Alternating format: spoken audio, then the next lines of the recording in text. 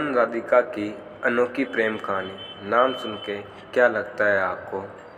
प्यार का एहसास क्या होता है? तो चलिए आज हम बताते हैं प्यार का एहसास का मतलब क्या होता है।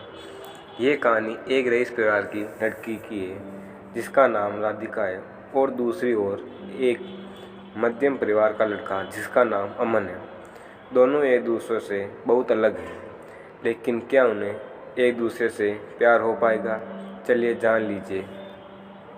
राधिका बचपन में एक आलीशान घर, गाड़ी और रहन सहन में पली बड़ी है।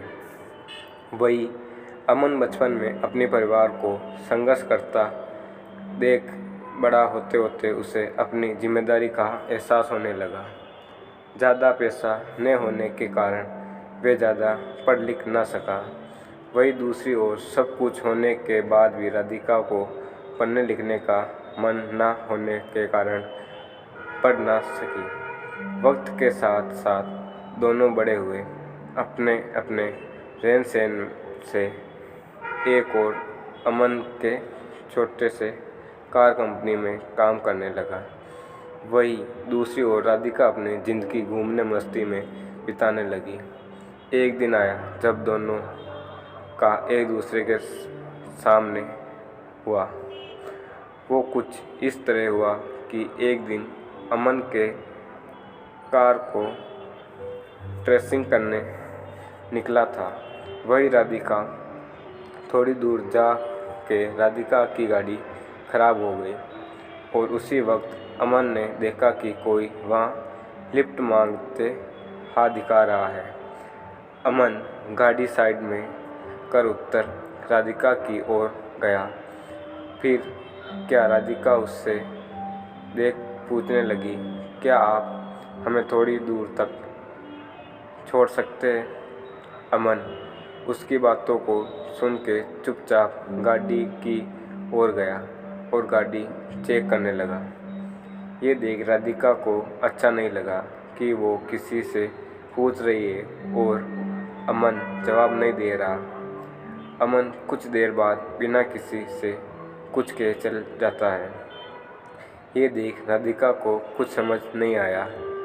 तभी पीछे से आवाज़ आते हुए राधिका गाड़ी चालू हो गई, अंदर आ जाओ। ये सुन राधिका उसे शुक्रिया करने जाती है, तब तक अमन निकल चुका था।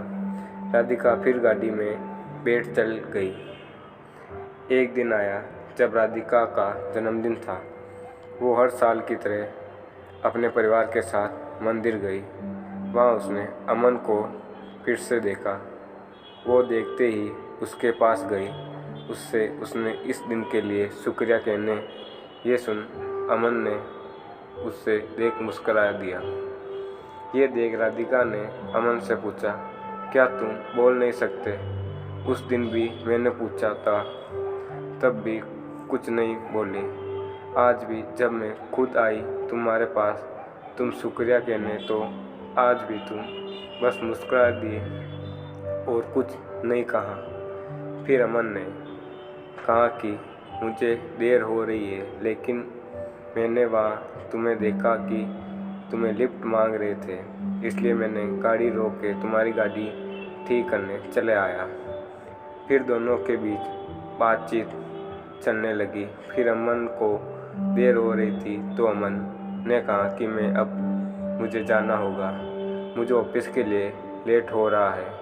जाते जाते अमन ने उससे दोस्ती की हाथ बढ़ाया, कहा कि क्या हम दोस्त बन सकते हैं? ये सुन राधिका ने कहा, मुझे दोस्ती में हर किसी से दोस्ती नहीं करती।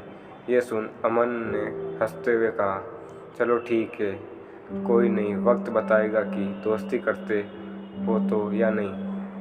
आप ये बोल के वो चले दिया और वहाँ राधिका भी अपने घर की ओर निकल पड़ी।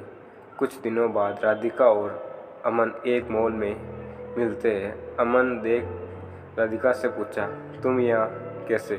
राधिका, बस यूं ही घूमने के लिए आई हूँ। तुम्हारा आज ऑफिस नहीं है जो यहाँ आए हुए हो? अमन ने कहा, आज बस जल्दी काम खत्म हो गया था तो सोचा घूम लूँ। फिर दोनों एक कैफ़े में गए और बात करने लगे। राधिका ने अमन से कहा, अपने बारे में बताओ कुछ। अमन हंसते हुए कहने लगा, मैं क्या बताऊं बारे में, मेरा तो बस एक सादा ज़िंदगी है जहाँ रोज़ सुबह ऑफिस जाता हूँ और शाम को घर जाकर काम कर लेता हूँ, बस फिर खा के सो जाना, फिर वही सुबह फिर से। फिर अमन ने पूछा, आप क्या करते हो? ये सुन राधिका हंसने लगी और कहा, मुझे कुछ करने की ज़रूरत नहीं है, सब बिना कुछ किए ही मिल जाता है, तो क्यों करूँ मैं कुछ। फिर अमन ने कहा, अच्छा है, फिर तो हम बहुत अलग हुए। ये सुन राधिका ने कहा, हाँ अलग तो हुए हम, फिर भी तुम्हारा साथ बैठी हूँ। या फिर अमन ने कहा, बैठी हूँ मतलब हम अलग हैं तो सिर्फ रहन सहन से, बाकी हम दोनों एक ही हैं। अगर तुम दिल से किसी के बारे में सोचोगे तो तुम्हें कोई अलग नज़र नहीं आएगा। ये सुन राधिका ने कहा, ये दिल कुछ नहीं होता। अमन के मुस्कुराने लगा और कहा कि ठीक है, जैसा तुम बोलो। फिर हर कुछ दिनों में दोनों मिलते रहते, बात करते और अपने घर चले जाते। धीरे धीरे दोनों में बात बढ़ने लगी और दोनों रोज़ मिलने लगे। अमन ऑफिस से निकलकर